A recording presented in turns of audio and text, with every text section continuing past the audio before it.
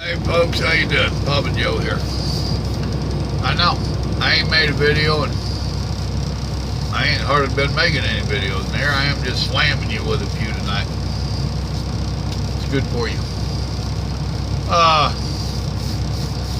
Had an experience today I wanted to share with you. For those of you that are getting into trucking or new to trucking, whichever, however. I'm on a LTL load, less than truckload. I have 3 stops on it. Now, it's a lazy boy load actually, to tell you the truth. I don't haul a whole lot of their loads. It is one of our dedicated customers. But I ain't used to their paperwork. It's a little bit different. Oh, excuse me, dadgummit. And I'm looking at the paperwork before I left the yard yesterday, and I don't have contact phone numbers. I like my contact phone numbers. I like to be able to call folks. Especially on stuff where we don't have appointments, we just show up. I like to give them a little call and say, hello, I'm on my way. And find out other stuff. So, I called the one yesterday. My first stop, they was in, where were they? Texas, Tyler. They're in Tyler, Texas. So I called and talked to the young lady. Wasn't no way I was going to make it in there before they closed for the day. I knew that. Wanted to know what time they opened. 9 o'clock this morning.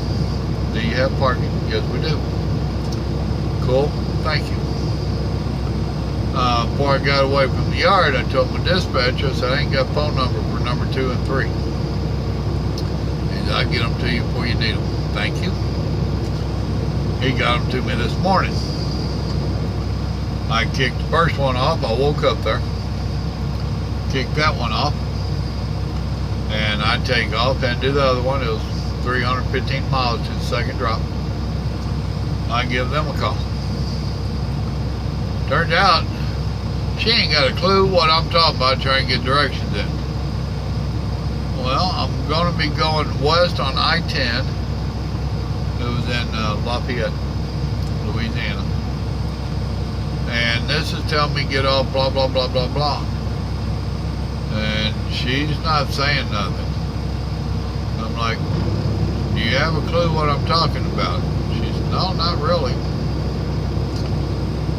You don't go camping much, do you? So I poking fun at her. And she said, well, we're not even close to I-10. She says, I think you're talking to the wrong store. I said, oh my. I said, are you Lafayette? Lazy boy in Lafayette?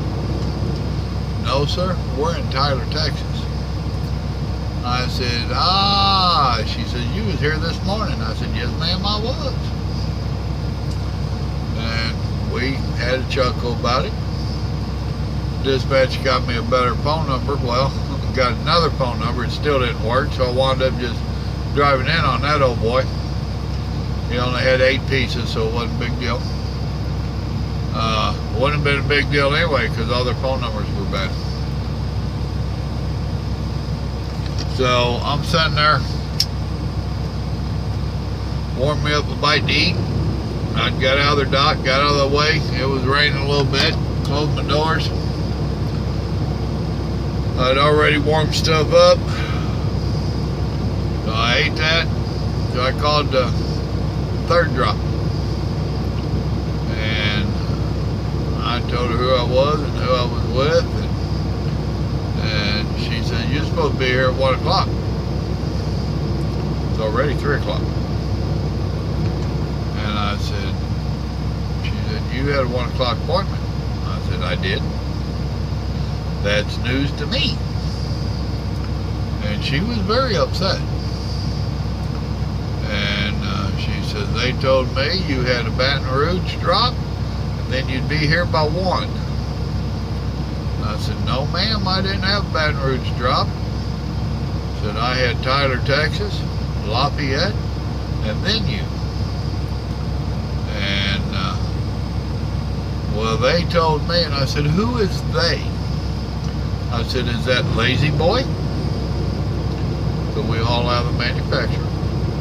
So was that Lazy Boy or was that my company? Well, it was your company, your dispatcher. And I said, huh? She says, the name was Lonnie or Lionel or something like that. And I said, ma'am, we don't have nobody like that in our office. Well, you've got somebody. I said, no, ma'am. I said, my dispatcher name is Ronnie. And he's the only one that would have been talking to you about my load. I said, we also have a Ted, and a Vic, and a Lisa. I said, but they would not have been talking to you about my load. And, well, let me get the email. Please do. So she brought up the email, and no, it is Lonnie, and it's your dispatcher. And I said, no, ma'am, it's not. I said, what's the name of the company? And she told me the name of the company, and I said, no, ma'am, that's not us. This is us. Well, I guess you're just a different company. I said, yes, ma'am. Well, you still need an appointment, and you ain't got one. I said, well, I'll make sure to let the company know that. I said, being that I have you on the phone, can I get in first thing in the morning? Yes, you can. Thank you very much. What time do you start receiving? 8 o'clock. Very good. Is there parking there where I can come in tonight? She says, yes, but I asked her, I said, is it safe? And is there parking? And she never commented about the safe part, but she says, I'm afraid you'd get stuck. We just have a big empty field across the street where drivers usually park. I'm afraid you'd get stuck. We've had so much rain down here. Fair enough. I don't like getting stuck. I said, if I camp outside of town and I roll in the morning, can I butt your dock before y'all get there? If I get there between 7 and 8, can I go ahead and butt your dock and be ready for you when you get there? Yes, sir, you can. Thank you very much. Moral of the story is the woman was very upset, and she was wrong on the information that she thought she had that was correct. And I did not get offended. I did not get mad. I did not do nothing stupid. Sugar wouldn't have melted in my mouth. And we found out what was going on, and we resolved the issue. Along with that, I go ahead and get me an appointment for tomorrow morning. So when you find yourselves in these predicaments, don't go off on folks. Don't, not even your own company. Even if I was talking to her and I go bad-mouthing my company, I've done lost. Stay calm, cool, collective, sort through the issues, find out where the bad information is, get that part taken care of. Now she's on the defensive, so to speak. She's on a guilt trip because she just jumped my butt. She jumped my butt pretty good, but she jumped it for the wrong reason. She was in the wrong. Now she's ready and willing to help me to take care of me for tomorrow morning. And I didn't rub her nose in it or none of that stuff. We just handled it. That's part of being a professional out here. There's too many people, and I know several of them, that when this stuff happens, they just explode. Cussing and carrying on, and oh Lord, you would have thought that the world had came to an end. It ain't that big a deal. It's communications. She thought I was a different driver with a different company that was late. And that in itself shows you that they don't like you being late. During the course of our conversation, she explained to me that she has 2 guys that works the warehouse.